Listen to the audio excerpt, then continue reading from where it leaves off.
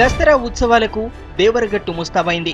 కర్నూలు జిల్లా హొళగంద మండలం దేవరగట్టులో దసరా వేడుకలు ఘనంగా జరుగుతాయి. పండుగ రోజు దేవరగట్టులో జరిగే కర్రల సమరానికి దేశం నలుమూలల నుంచి భక్తులు పెద్ద సంఖ్యలో తరలివస్తారు. కర్ణాటక సరిహద్దుల్లో ఉన్న ఈ ఆలయంలో జరిగే కర్రల సమరం యుద్ధ వాతావరణాన్ని తలపిస్తుంది.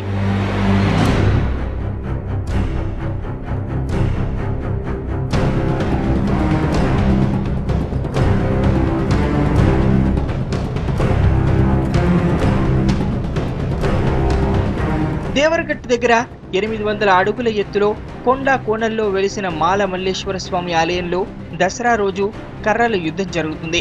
అరికెర, నెరనీలకు చెందిన గ్రామస్తులు స్వామివారి ఉత్సవ విగ్రహాలను దక్కించుకునేందుకు పోటీ పడతారు.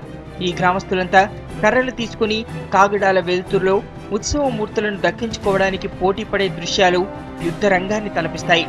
ఉత్సవ విగ్రహాల కోసం కర్రలతో విపరీతంగా కొట్టుకుంటారు. రక్తం ఏరులై పారినా లెక్క చేయక విగ్రహాలను దక్కించుకునేందుకు పోటీ పడతారు. ఈ కర్రల సమరాన్ని ఊరేగింపుతో పోల్చుకుంటారు స్థానికులు.